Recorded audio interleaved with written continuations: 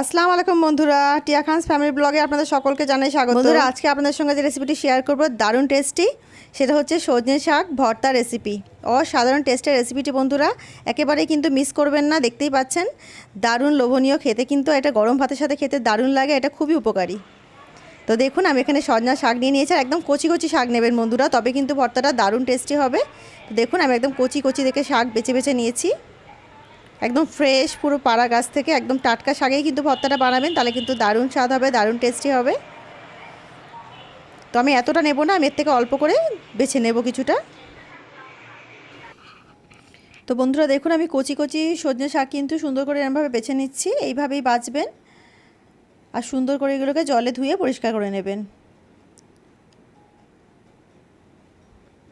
ডাঁটিগুলোকে একটু ফেলে দেবেন বেছে বেছে, তাহলে কিন্তু শাকটা খুব সুন্দরভাবে ভর্তা হবে। তো দেখুন, আমি ধুয়ে বেছে পরিষ্কার করে জল ঝরিয়ে নিয়েছি। আর বন্ধুরা, এটা কিন্তু দুজনের মতো করছি আমি, তাই অল্প পরিমাণে নিয়েছি, আপনারা চাইলে আপনাদের পরিমাণটা বাড়িয়ে নেবেন।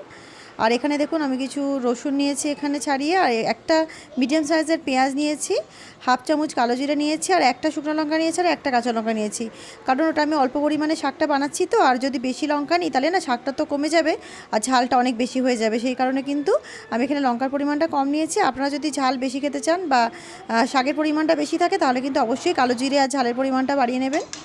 আর আমি এখানে কড়াই একটা ভাজি বানিয়েছিলাম, তো ওই কড়াটাই আমি আবার ইউজ করছি। তো অল্প একটু কাঁচিঘানি সর্ষের তেল দিয়ে দিয়েছি, তেলটাকে গরম করে নেব। লোহার কড়াই ব্যবহার করছি বন্ধুরা আমি। তেল গরম হয়ে গেছে, এই সব কটা লঙ্কা, রসুন আর পেঁয়াজ কিন্তু একসাথে দিয়ে দিলাম।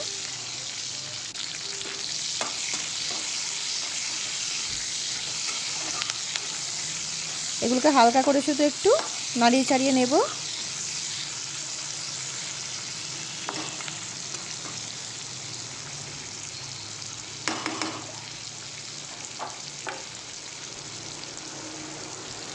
এর উপরে বন্ধুরা শাকগুলো দিয়ে দিচ্ছি, কারণ শাক, রসুন, পেঁয়াজ কিন্তু একসাথেই সেদ্ধ হবে এখানে, সেই জন্য আলাদা করে পেঁয়াজগুলো ভেজে নেবার কোনো দরকার নেই, একসঙ্গেই দিয়ে দেবেন।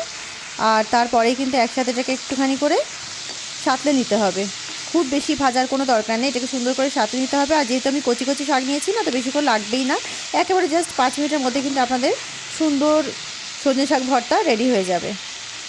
আর সবাই জানেন যে সজনে শাক কতটা উপকারী আমাদের, মানে খুবই হেলদি একটা খাবার এটা কিন্তু। আর সামান্য পরিমাণে একটু লবণ দিয়ে দিলাম এতে। লবণের পরিমাণটা বন্ধুরা অবশ্যই কম করে দেবেন, নাহলে কিন্তু, কারণ শাকটা কিন্তু অনেকটা কমে যায়, তো সেই কারণে কিন্তু লবণের পরিমাণটা যাতে বেশি না হয়ে যায় সেদিকে খেয়াল রাখবেন।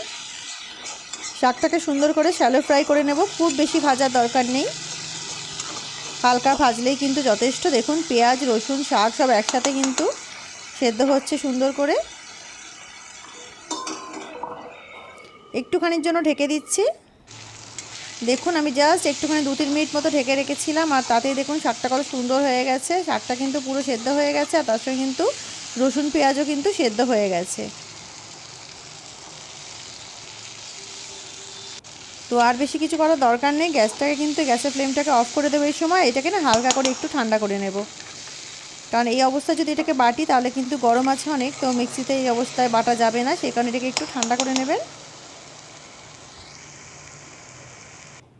এটা হালকা গরম আছে বন্ধুরা, অনেক বেশি গরম নেই, হালকা। তো এইটাকে এই অবস্থায় আমরা মিক্সিং জারে তুলে নেব।